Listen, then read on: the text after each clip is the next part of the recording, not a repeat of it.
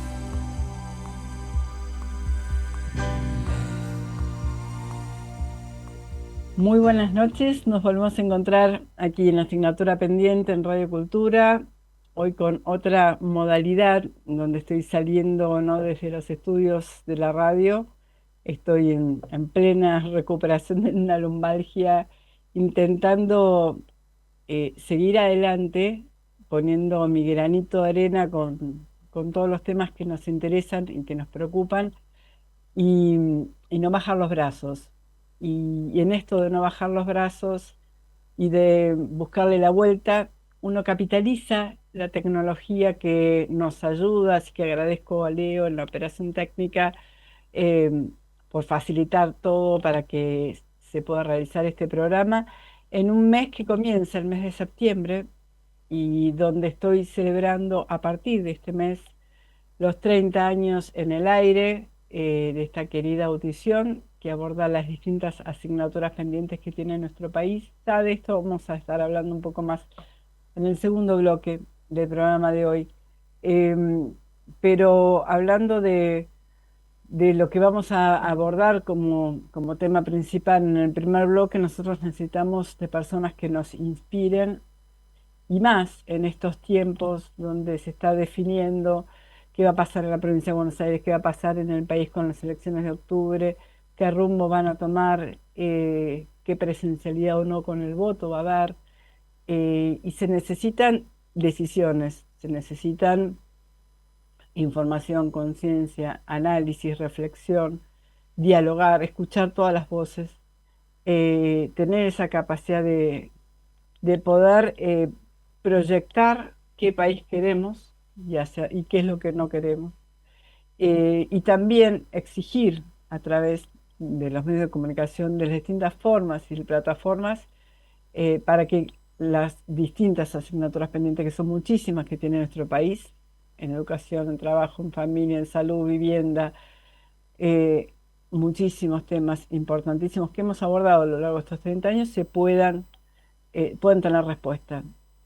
Hoy en este primer bloque vamos a estar hablando de alguien que a mí en lo personal también hace muchos años que me inspira y que ha formado ya una cantidad impresionante de personas a través de todas las organizaciones y instituciones y empresas en las que ha estado involucrado, que es Enrique Yo, y ese camino a la santidad como empresario en el mundo es un camino que nos debe inspirar a todos como persona, como hombre de familia, como profesional, como ser humano, que seguramente tuvo que enfrentar muchísimas batallas y que seguramente tuvo muchísimas dificultades. De esto vamos a estar un poco hablando en el programa de hoy y, y que no se dio el lujo, pese a los momentos difíciles, de bajar los brazos.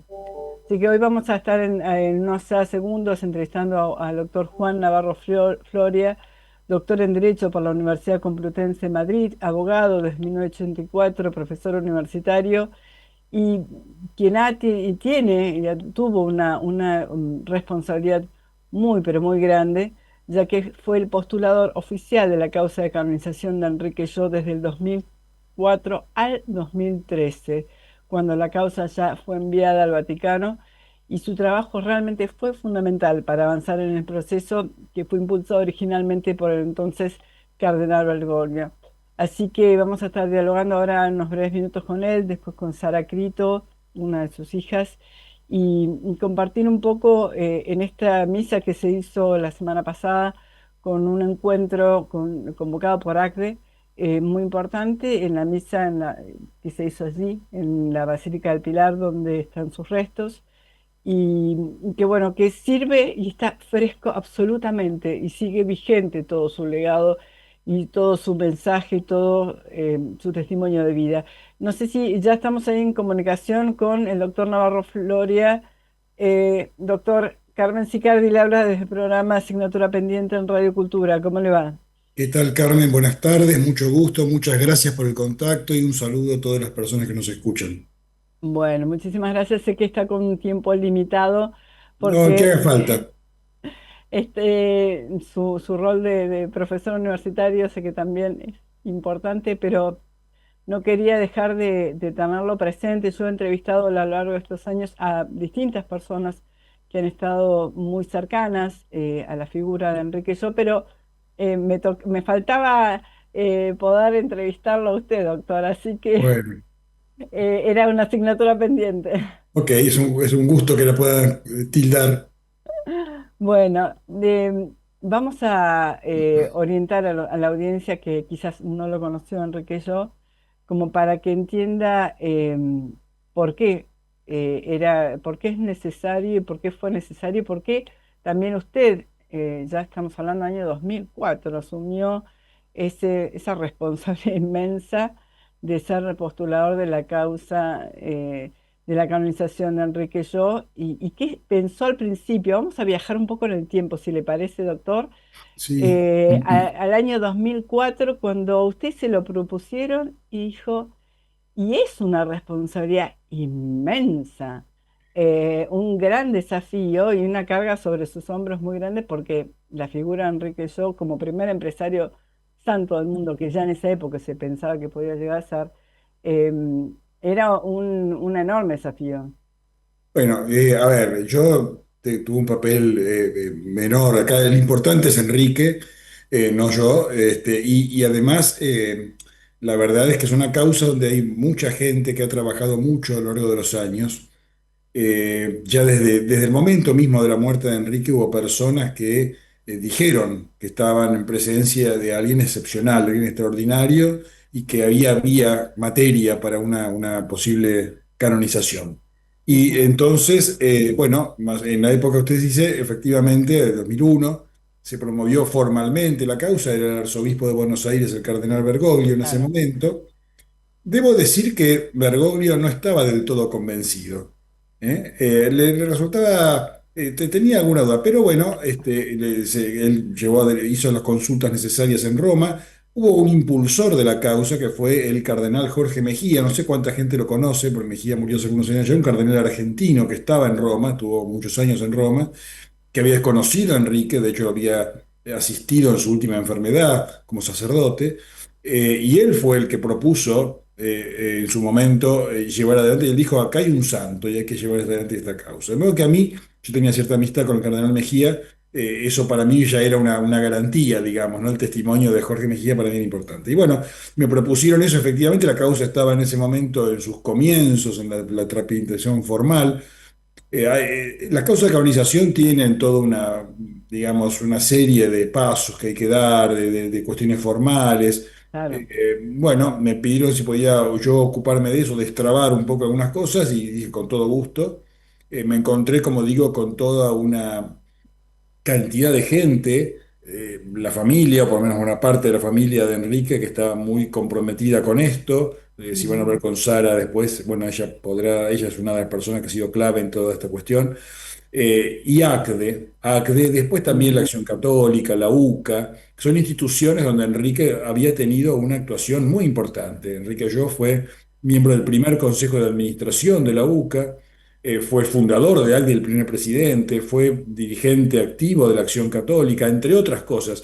Es muy impresionante ver en una vida muy corta, Enrique murió a los 42 años, de modo que una vida, hoy Sí, diríamos muy corta, sí, todo lo que hizo todo lo que claro. hizo. No paró. Y además que lo hizo bien, porque uno puede hacer muchas cosas y no hacerlas bien. Él hizo Exacto. mucho y lo hizo bien.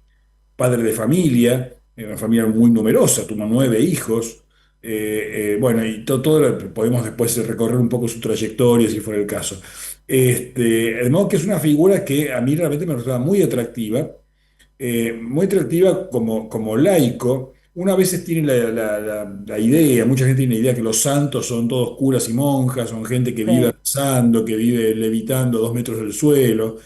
Y Enrique lo que tiene de interesante para mí es que es un laico, padre de familia, exacto. empresario. Es un hombre contemporáneo nuestro, está bien, contemporáneo, tiene la edad de mi padre, digamos, pero es contemporáneo. Sí, Todavía hay mucha totalmente. gente hoy que vive, que lo ha conocido, que lo ha tratado.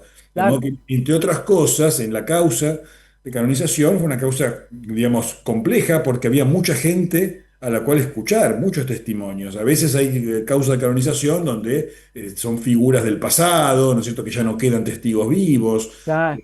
Bueno, en este caso no, era una causa actual, no histórica. Eso lleva más trabajo, ¿no? Demandaba Bueno, más sí, sí, esfuerzo. porque hay que recoger los testimonios, Enrique fue una persona, además, que además de ser muy activa, como decía recién, una persona muy reflexiva, que escribió mucho.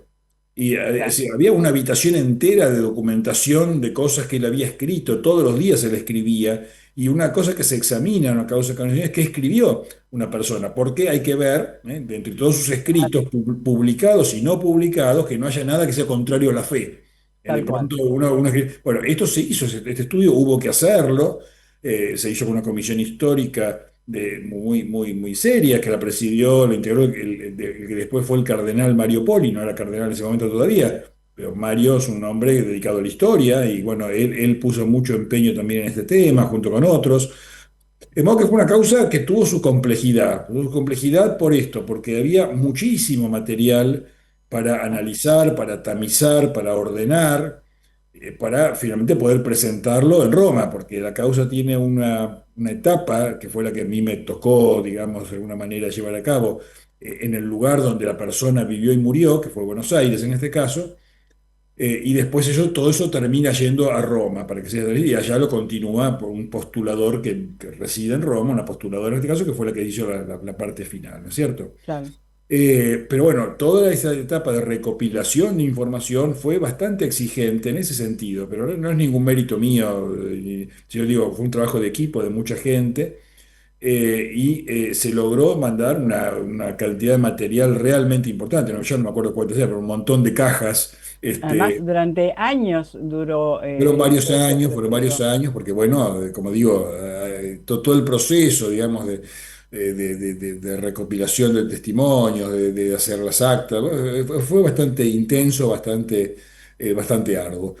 Felizmente todo eso se pudo hacer. La verdad que pudimos recoger testimonios maravillosos de Ah, gente muy recordemos distinta. algunos, si te parece algo que cuando vos tenías trabas, dificultades, porque seguramente las hubo, no es algo sencillo postular una canonización, y menos de un empresario.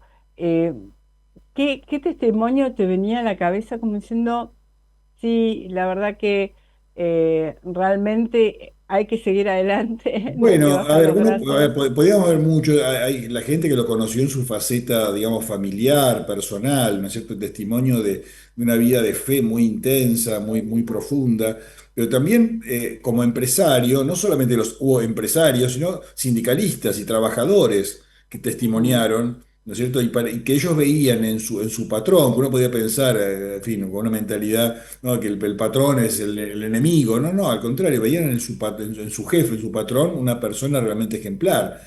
Eso es muy interesante, ¿no? Los El empleados. trato, la empatía, ¿no? Exactamente, y que testimoniaron acerca de cómo Enrique se ocupaba personalmente, conocía personalmente a la gente que trabajaba en la empresa, en la fábrica que él dirigía, que los visitaba, que cuando viajaba al exterior se preocupaba de que si alguno necesitaba una cosa, un remedio, una cosa que estaba, él se ocupaba de ir y aprovechar el viaje para traerle lo que el otro necesitaba. Cuando alguno se casaba, y se interesaba personalmente, le hacía un regalo de casamiento al empleado, al obrero que trabajaba, ¿no es cierto?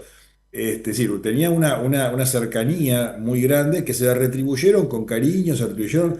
Bueno, hay una anécdota, se ha contado muchas veces, ¿no? Cuando él estuvo enfermo, al final murió Mm, de un cáncer y necesitó transfusión de sangre, avisaron a la fábrica, se falta, hubo una multitud de obreros que fueron a hacer fila en el sanatorio para donar sangre.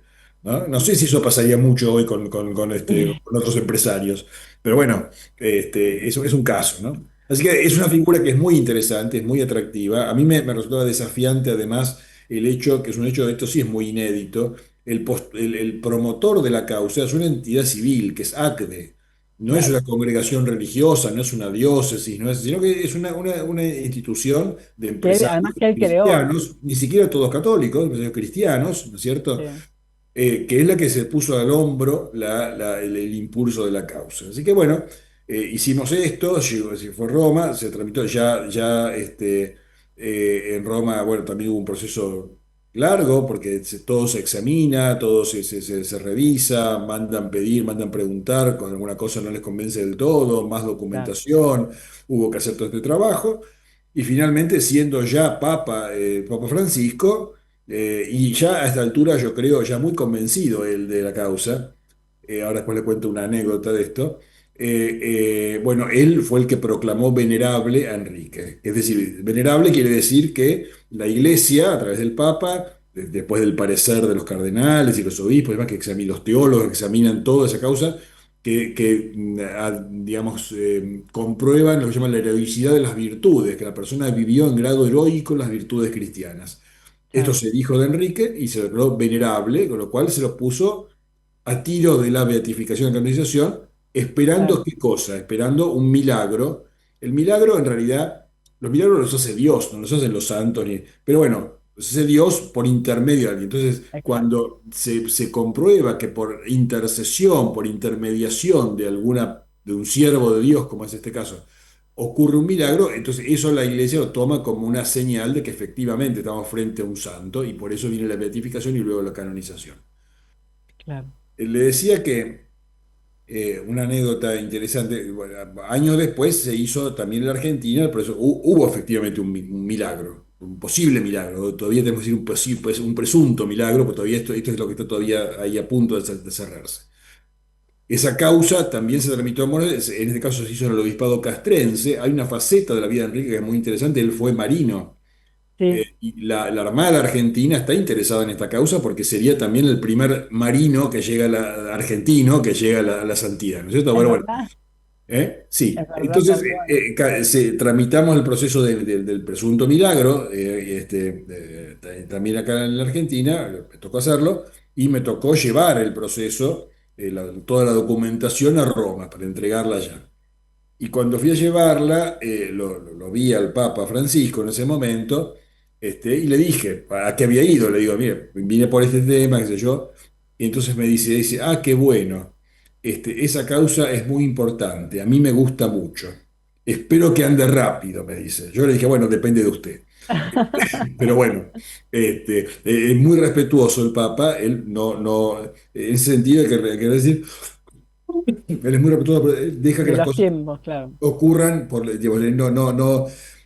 Decían que Juan Pablo II a veces era más, se metía más y por ahí apuraba una causa, decía, saquen esto. No, Francisco no hacía eso, dejó que las cosas fluyeran y fluyó bien. En este momento estamos justamente en eso, ¿no es cierto? Esa causa de milagro ya ha pasado todos los filtros que debe pasar. Los análisis y estudios médicos. Primero los médicos, que es un caso, no conviene dar demasiado detalle Ujú, todavía, pero bueno, hay que respetar también la intimidad de las personas, pero bueno, es un chico que tuvo un accidente muy grave, que estuvo a punto de la muerte y que se salvó porque sus padres, su familia, sus amigos hicieron, bueno, rezaron por intermedio, pidiéndole a Enrique y yo que él consiguiera el milagro de que este chico se salvara y se salvó y está perfecto hoy. Bueno, eso primero tiene un examen de parte de médicos que los claro. médicos dicen esto es médicamente inexplicable, no hay explicación científica de la curación de este chico. Luego pasa esto al análisis de los teólogos, que los teólogos son los que a uno les explica y ellos ven que efectivamente hubo un pedido, unas oraciones hechas a través de Enrique en este caso, y no a través de otros, sino donde fue él el intercesor Claro, para que Dios obrara el milagro, porque es Dios el que hace los milagros. Y entonces el paso final, que es lo que estamos esperando ahora, que esperamos que ocurra antes de fin de año, es que los obispos y cardenales de la Congregación para la Causa de los Santos, viendo estos informes, dictámenes de los médicos y de los teólogos, le digan al Papa si este es un caso donde se puede aprobar el milagro y por lo tanto se puede beatificar a esta persona. Esperamos que esto ocurra, esperamos que ahora, cuando pasen las vacaciones en Roma y, en fin, y retomen el trabajo, la causa está para ser tratada y que antes de fin de año el Papa León pueda recibir este dictamen, digámoslo así, de la Congregación de Causa de los Santos y pueda él decidir, de él depende, él decide sí o no, pero bueno, esperamos que pueda él decidir la beatificación, se pondrá fecha, será si Dios quiere en Buenos Aires, estamos esperando que esto ocurra acá, bueno, en fin, que eso también sea un momento de movilización, un momento de de fiesta unión. para la iglesia en Buenos Aires, en Argentina, particularmente en Buenos Aires, que realmente la gente, los que no conocen, que son muchos, por supuesto, la figura de Enrique Llor, lo puedan conocer y puedan valorar y puedan querer, ¿no es cierto? Y que esto sea realmente un momento importante para todos. Bueno, ojalá que esto suceda y sin duda, si hay una época en la que se está necesitando para poder resolver tantos problemas que tiene la humanidad entera, eh, es tener personas que inspiren para realmente cambiar las cosas y hacer lo mejor posible desde cada uno desde su lugar, ya sea un docente, ya sea un médico, ya sea un enfermero, el que limpia las calles, el funcionario, el político, el Sí, empresario, y eh, se necesita que haya empresarios que bueno, sean uno piensa, referentes, así que creo que es un buen momento, porque además esto creo que es algo trascendente, pero también inspira a nivel mundial, porque sería el primer santo sí, empresario y marino que se tendría, ¿no? sí, No sé sí, si sí. marino, pero por lo No, no, menos bueno, empresarios. marino argentino, empresario probablemente también, en fin, el concepto de empresario podemos discutirlo, seguramente hubo algunos que fueron de algún modo, algunos dicen que Jesús era empresario porque tenía una pyme, ¿no es cierto? Bueno, Pero bueno, pero sí, efectivamente, mire, yo hace un par de semanas estuve en una reunión en Sudáfrica, estuve con una persona importante de la Santa Sede, del dicasterio que se ocupa del desarrollo humano integral, la subsecretaria del dicasterio, y estaban al tanto de la causa y están esperándola también con interés porque es sí, Dios en cada momento le da a la iglesia las personas que necesita. Hay que ujú, pensar en esto, ¿no es cierto? claro, Y hay que pensar que si esto efectivamente concluye como esperamos, con la beatificación, la canonización, eventualmente luego de Enrique, será porque Dios quiere que Enrique sea visto como un ejemplo para este tiempo. Es un santo contemporáneo. Yo siempre digo, es un santo que usa anteojos. ¿Eh? Uno ve las sí, imágenes de los santos y encontrar un santo de camisa y corbata y sí, anteojos, bueno, es un santo como nosotros, ¿no es cierto? Es sí, un santo sí, que vivió, que vio televisión, qué sé yo, por decir algo. ¿Eh? Este, y esto es interesante porque nos muestra que la santidad es posible hoy. ¿Eh? Está bien, San Francisco de Asís fue un santo extraordinario en la Edad Media, pero no hace falta vivir como San Francisco en la Edad Media, no hace falta con los monjes del desierto. Hoy, en la vida actual, cotidiana, con las claro, exigencias y las urgencias que tiene, se puede ser santo también. Esa es la función que tienen los santos, mostrarnos caminos para vivir la fe, para vivir la vida cristiana, ¿no? seguro. ¿Y cómo ve usted que está como profesor universitario, ¿no? Por ejemplo, los estudiantes universitarios que usted ha estado en contacto, ¿conocen la figura de Enrique Yo? ¿La Bueno, tienen no sé presente? cuánto. O usted que los de joven, obvio, pero Bueno, em, en la UCA, que es donde yo enseño y estoy en este momento, en la UCA se ha hecho un trabajo bastante interesante de difusión de la figura de Enrique. Hay un premio que lleva el nombre de Enrique Yo, que se le da a los mejores estudiantes de la carrera de Ciencias Económicas. Hay algún salón que tiene el nombre de él, hay ujú, jornadas. Sí, la figura de Enrique ha estado presente, se ha escrito, se ha investigado sobre él acá en la UCA. En otras universidades no lo sé, pero espero que sí, y espero, por eso digo, que el momento de la beatificación, si Dios quiere que ocurra, sea la ocasión para que en otras universidades, incluso no solo universidades católicas, tal se cual. pueda valorar, porque es una persona que ha hecho aportes significativos. Uno piensa, por ejemplo, las asignaciones familiares, ¿m? Que Ujú. cobran muchas. Bueno, la ley de asignaciones familiares fue promovida por él. Ah, mira, Él fue el promotor de eso y fue uno de los redactores del proyecto de ley de asignaciones familiares, por ejemplo, mira, ¿no? no sabía. Porque era una persona que estaba atenta a eso. Él asesoró a los obispos en muchas de estas cosas, ¿no? Hay cartas pastorales de los obispos de aquella época sobre temas sociales, sobre temas Ujú, que tienen que ver con la economía, donde Enrique fue uno de los que asesoraron y de los que aportaron para que eso se hiciera. En fin, es una persona que realmente tiene mucho para dar. ¿M? Y como dice bien, no solo en Argentina, también en el resto del mundo, la Asociación Internacional, la UNIAPAC, la Asociación de Empresarios Cristianos Mundial, digamos, también está atenta y está siguiendo este caso y lo tiene como un caso emblemático. Yo he tenido contacto con personas de muchos países que están pendientes de esta causa porque lo ven como una figura realmente muy interesante, ¿no? ujú. Bueno, por eso me parece importante poder también llegar a las nuevas generaciones, porque a veces no tienen tantos Sí, personalidades bueno, como para inspirarse. bueno, ahí hay un rol para, ahí devuelvo la pelota, ¿eh? Hay un rol para los medios de comunicación, ¿eh? Bueno, tal cual. Porque es claro, son los medios, ¿no? Que a veces, tantas veces se dedican tanto espacio a tantas figuras estúpidas y a tanto personaje lamentable. Sí, Bueno, acá hay la ocasión de mostrar algo que vale la pena, ¿no es cierto? sí. Y también una de las cosas que me parece como importante es que se utilicen las redes sociales como, bueno, también se están haciendo para viralizar con anécdotas, con situaciones concretas, ¿no? Porque Sí. a veces si no se idealiza como algo imposible, y no era el caso, pero bueno, eso significa yo he hecho programas en Jóvenes en Acción, que es el otro programa que tengo los jueves, mañana, Sí. de 20 a 21 desde hace 28 años, y hemos entrevistado a jóvenes de ACDE Joven hablando sobre la figura de Enrique Yo, pero bueno, sin No, no, duda hay hay que cosas para reforzar, hacer. La acción católica, yo decía, la acción católica que también se ha puesto como coactora en la causa y también apoya y claro. ayuda. Tiene un trabajo capilar que puede hacer muy interesante, porque está en todo el país.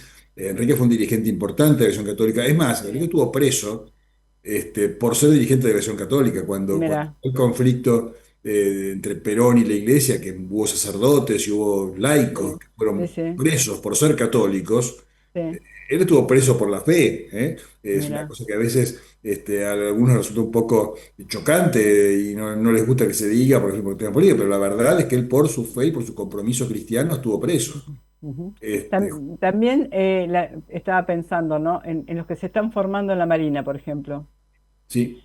en esos jóvenes que se están formando hoy en la Marina, que lo tengan también presente. Bueno, Enrique es el oficial más joven graduado en la Escuela Naval. En la historia de la Armada Argentina, el oficial más joven Mira, graduado en la Escuela Naval fue Enrique Yo, porque él entró muy chico a la escuela, digamos, entró chico al secundario, y entró a mm, la Escuela Naval muy jovencito. Era el más joven de su promoción y fue el más joven de la historia en graduarse. De modo que, y con muy alto promedio, tenía en su promoción tenía un puesto muy destacado, muy distinguido, y la verdad que, bueno, después su vocación fue otra y por eso dejó la Armada, mm. pero fue parte de ¿Él su... estudió una carrera o ahí me figura la duda? ¿Llegó a estudiar Lo una primero que carrera? estudió, lo primero que estudió bueno, hizo la escuela naval, Sí, fue oficial de la Armada durante algunos años, era la época de la Segunda Guerra Mundial. De claro, modo que él no quiso pedir la baja hasta que no terminó la guerra, porque bueno, mira, estaba la posibilidad de que la Argentina entrara en la guerra y bueno, y él muy naturalmente valiente. estaba dispuesto a eso. Cuando termina la guerra, él pide la baja, estudia economía, se forma en economía, en dirección de empresas y bueno, y comienza su actividad como directivo de empresas. En realidad su intención primera era ser obrero. Él había sentido el llamado a ser obrero y a trabajar como evangelizador en el medio de los obreros. Y le hicieron ver, directores espirituales de ese momento, que él, por su posición social, por las posibilidades que él tenía, podía hacer mucho más bien a la sociedad, trabajando en lo que él podía hacer, que era como empresario. Él era una persona Claro, de clase alta, de clase acomodada, con su familia, tenía empresas, demás. Y él asumió ese desafío y entonces decidió ser empresario, pero un empresario mirando a los obreros, un empresario que le diera un sentido cristiano al trabajo de claro. la empresa, ¿no es cierto? Tal cual. Bueno, doctor Navarro Floria, la verdad que ha sido muy interesante toda la información, todo el contenido, sus reflexiones, y su mirada y todo el trabajo arduo que ha realizado con el equipo de gente que lo ha colaborado.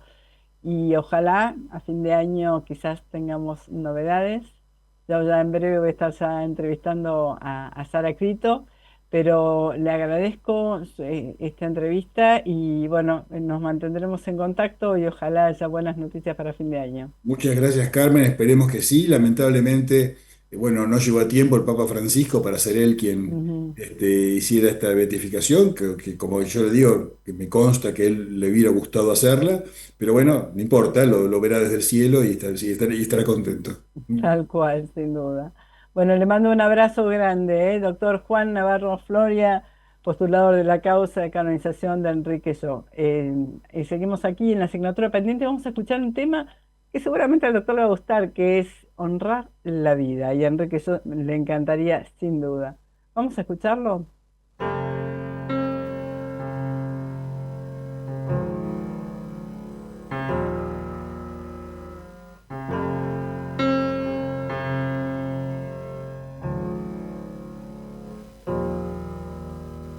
No, permanecer y transcurrir no es perdurar, no es existir, ni honrar la vida.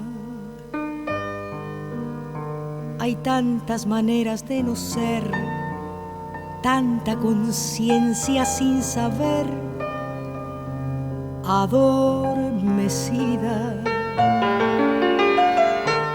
Merecer la vida no es callar y consentir tantas injusticias repetidas.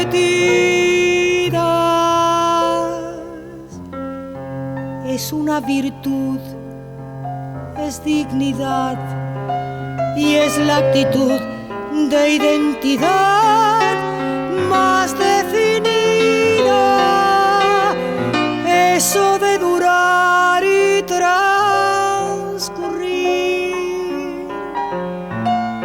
no nos da derecho a presumir, porque no es lo mismo que vivir, honrar la vida.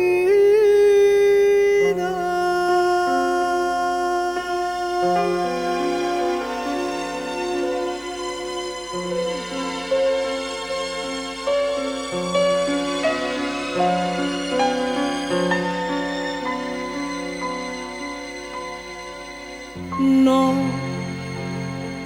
permanecer y transcurrir no siempre quiere sugerir honrar la vida. Hay tanta pequeña vanidad en nuestra tonta humanidad enceguecida. Merecer la vida es erguirse vertical, más allá del mal de las caídas. Es igual que darle a la verdad y a nuestra propia libertad la bienvenida. Eso de durar y transcurrir no nos da derecho a presumir,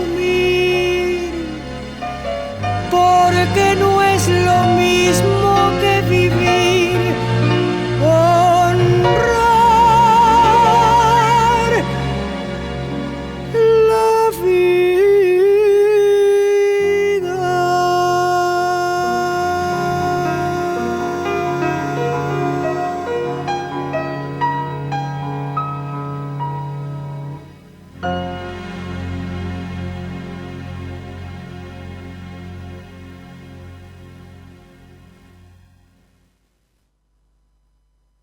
Continuamos aquí en la asignatura pendiente en Radio Cultura y una de las cosas que vamos viendo, ¿no? Cómo es necesario eh, poder dar luz y vincular la actualidad con todos estos temas que vamos abordando en el programa radio.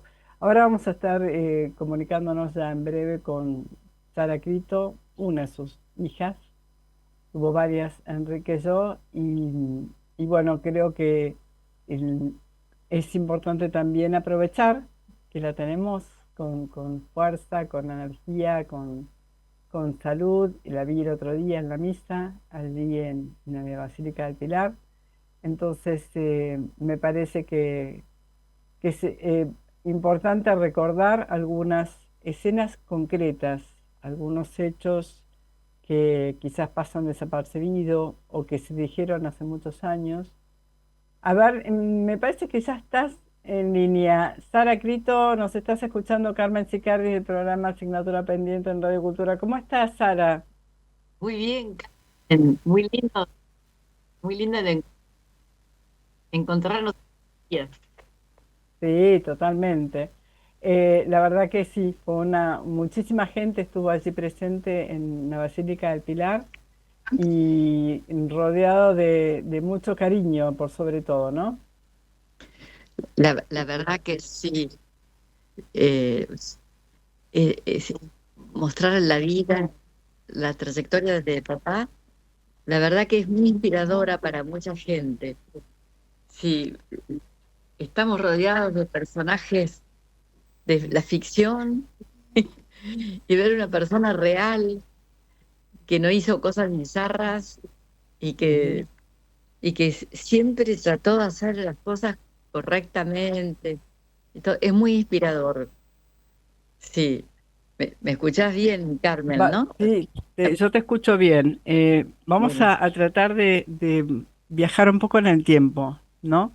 Eh, Tu padre nació hace muchos años, pero en realidad es muy contemporáneo, ¿no? Recién nos decía el doctor Navarro Floria que con tanta claridad hizo toda la escuela muy joven en la Marina, que fue el graduado en la Marina más joven y con excelentes notas, que a veces estaba alejado de su familia, obviamente, por todo lo que representa estudiar en la Marina. Y creo que también eso debe haber sido difícil para él en su historia, ¿no?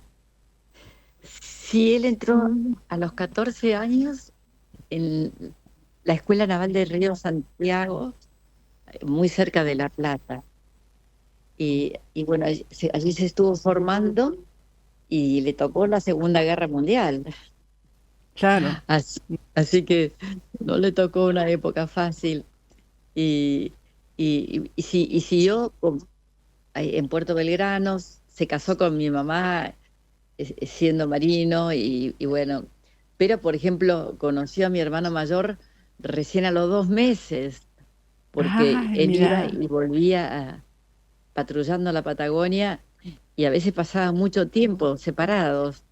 claro, Pero él, la vocación de marino es una vocación especial porque él disfrutaba con su trabajo, siempre valoró mucho el trabajo y respetó al trabajo de los demás, eh, era muy entusiasta y durante la cuarentena estuvimos con Sarita transcribiendo las cartas de novio y no lo podíamos creer lo que leíamos, de lo que es una vida dura, la vida en un barco. y Pero sí, la él, vida del la marino pas- es muy dura, muy sí, solitaria, con las inclemencias del tiempo, con responsabilidad de gente a cargo, es muy difícil, sí, porque en esa época había los conscriptos, que eran jovencitos que venían de todo el país, muchos claro. casi analfabetos de zonas rurales, y salían marinos. Sí. Entonces los marinos de profesión tenían que ser muy líderes, es una profesión muy antigua, y así Claro. que y hacían funcionar esos barcos que no había computadora ni nada, era todo así, más bien artesanal, se puede decir. Sí, pero lo lindo es que él disfrutaba de su trabajo y estaba con, para él hacer las cosas bien era grato. Sí, Mm. y, Algo que estás y, y diciendo recién ahora me pone a pensar que se puede vincular con algo que mencionó Navarro Floria. Vos mencionaste que cuando él, como marino, tenía a cargo los conscriptos de distintas partes del país, que además te tocaba marina, te tocaba ejército, naval, o sea, y quizás nunca habían visto el mar, o sea, que él tuvo que estar formando a estos marinos jóvenes de 18 años, él con la carrera ya naval que tenía, o sea, que tenía más herramientas y tenía más formación, y teniendo un diálogo con jóvenes quizás de un origen muy humilde y sin, como decías, quizás apenas sabían leer y escribir o ni siquiera, y formándolos para estar al frente de un barco en la Patagonia con la hostilidad, con la falta de la tecnología que hoy por hoy se tiene, que ni se compara con los satélites y todo, y las inclemencias del tiempo y las dificultades de comunicación inclusive. Entonces, esa capacidad de liderazgo que vos mencionabas, ya la empezó a formar ahí arriba de un barco con los conscriptos. De esto no había Sí, estado, no lo había estado relacionando, por eso te lo menciono. sí, la verdad que conozco muchos marinos, han escrito un marino, han escrito libros sobre papá, le han hecho homenajes en varias partes, hasta hay un retrato de mi papá en la fragata que está navegando ahora con la tiene mucho entusiasmo porque dice que era un buen marino, un buen marino, muy responsable y claro, el guardia marina, el que estudió para marino, tiene que saber meteorología, Claro, química, un poco de todo, ¿no? Y todos los años le vienen marineros, que son los conscriptos. Entonces rápidamente tienen que levantar una bandera de que el barco tiene que funcionar bien y que si no funciona bien, se hunden todos, Carmen, imagínate. Entonces, eso es un liderazgo muy fuerte. tal Y él, cual. bueno, lo ejerció en la fábrica, porque él Claro, entró en por la eso te fábrica, digo, sí, está como vinculado eso de la marina, que uno puede pensar qué vinculación hay entre una marina y dirigir una empresa, pero la hay. sí, él decía lo mismo. Él levantaron la bandera del bien común, que nos toca a todos, pero al marino le toca en las neuronas, Claro, porque uno siente la fragilidad del barco, de los claro, vientos, la sudestada, el pampero. Entonces eso hace un compañerismo, eso me lo dijeron los marinos, ¿no? Que no existen otras profesiones, no hay esa pica o esa competencia, ¿no? Todos tienen que tirar para el mismo lado. tal Y esa es cual. una marca fuerte hasta en el subconsciente, porque esa Sí, sí, sí, interdependencia que hay eh, es también caridad cristiana, ¿eh?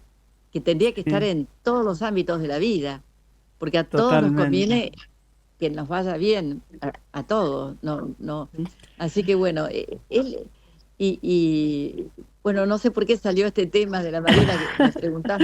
No, Yo, porque justo es algo que no se vinculaba. Pero bueno, como nos quedan 7 minutos, porque fue muy intensa la entrevista con Navarro Floria, eh, y sabemos que bueno, se está presentando ante el Vaticano ya el proceso de análisis que hubo sobre el posible milagro de la causa de canonización de Enrique Yo de tu padre.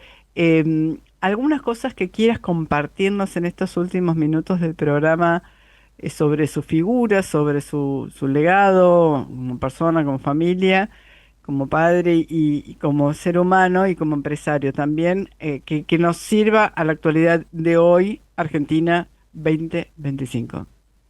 sí, me hicieron ir a un tribunal para dar mi testimonio como hija Ujú. y, y bueno, y siempre me preguntaban cuál era su principal virtud. Y entonces yo contestaba, ay, la alegría. No recuerdo otra persona, nunca vi una persona con esa alegría, no La alegría, mira vos. de payaso ni de Dale Carnegie. Era una alegría serena, pero verdadera. Él disfrutaba muchísimo con nosotros, los hijos, que seríamos como todos los chicos, molestos, incómodos, que pegándose patadas por abajo de la mesa, como hacen todos los chicos, éramos muchos. Pero a él disfrutaba de todo ese lío y me decían, bueno, pero usted me tiene que hablar de las virtudes teologales y las virtudes cardinales. Y, y bueno, entonces me dijeron que la alegría era fruto del Espíritu Santo, Carmen, pero que también estaba muy conectada con la caridad, porque no hay nada más horrible que estar con una persona quejosa, reprochando, pensando, no sé, criticando lo que ya pasó y que no se puede modificar y que no se puede hacer Tal nada y cual. que está todo el tiempo tildado con las cosas negativas. Que la alegría, la verdad, que impulsa mucho. Por Ujú. supuesto que mm, la perfección no es humana y hay que remarla y cuesta, pero si uno lo hace con alegría y buen humor, es muy distinto y yo creo que se hace una sinergia que ayuda muchísimo en todos los ámbitos de la vida. Así que cuando él venía a casa, la verdad que todo cambiaba, todo cambiaba. Yo creo que sí. Y yo siempre, eh, por ejemplo, en una fiesta infantil, tenía una amiga mía que era compañera de colegio, que era una animadora de fiesta, entonces yo la llamaba para que me ayude con la fiesta de mis hijos. Y yo decía, es muy amorosa mi amiga y las ayudantas, y qué alegría demuestra, pero la de mi papá era diferente. Siempre pensaba eso. Y Mira, siempre he mirado y yo creo que esa alegría era realmente del Espíritu Santo y era de la caridad cristiana, porque era muy empático con la gente. No, no es que era con una alegría todos.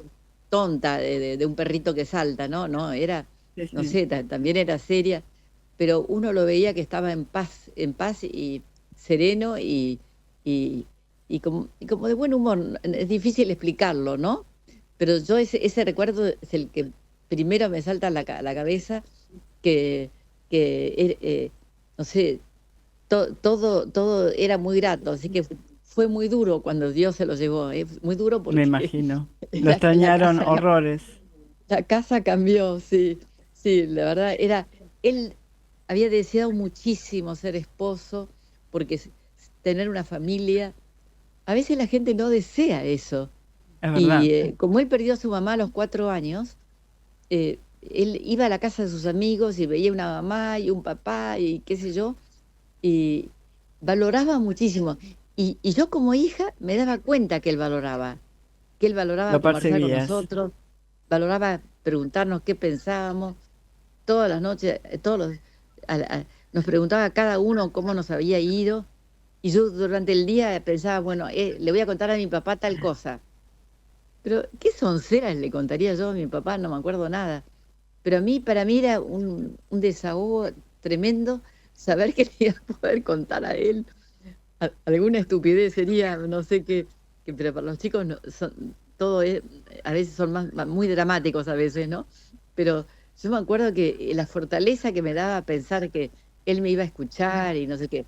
Porque a veces con las corridas y no sé qué, uno no tiene, no sé, ganas de escuchar a nadie, se puede decir. Así que te agradezco que me estés escuchando, sí, y a tus oyentes que escuchan esto, porque realmente eso está al alcance de todos y es una Seguro. gran ayuda para la vida cotidiana.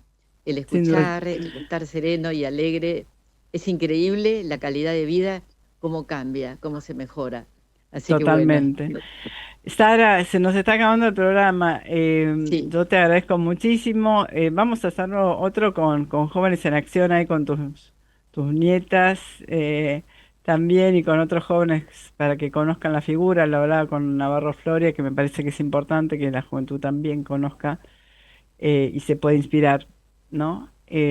Con toda esta historia y bueno, que ojalá que se compruebe el milagro y bueno, podamos tener el primer empresario santo y padre de familia eh, que sin duda va a dejar un legado para la humanidad. Así que yo te mando un abrazo grande, grande a vos, a toda tu familia y aprovecho la oportunidad que este mes se cumple el programa 30 años en el aire y que Adolfo Crito, tu marido, fue el que creyó en mí hace 30 años para que lo abra cuando él era el director, y sin su palabra de confianza por medio de mi madre Carmen de Estrada, no estaría acá al aire. Así que abrázalo de mi parte a él también, ¿eh? Yo mismo le voy a contar y siempre tenemos el mejor de los recuerdos de tu queridísima mamá, ¿eh? Sin duda. Tan, Te mando un tan- abrazo, acá me sacan del aire. Abrazo gigante, nos vemos. un abrazo grande, hasta luego. Un abrazo. Mañana, Jóvenes en Acción, 20 horas, no se pierdan un gran programa. Y el miércoles que viene, a las 19, así en Gatura Pendiente, nos volvemos a encontrar. Que tengan buena semana. Chau, chau.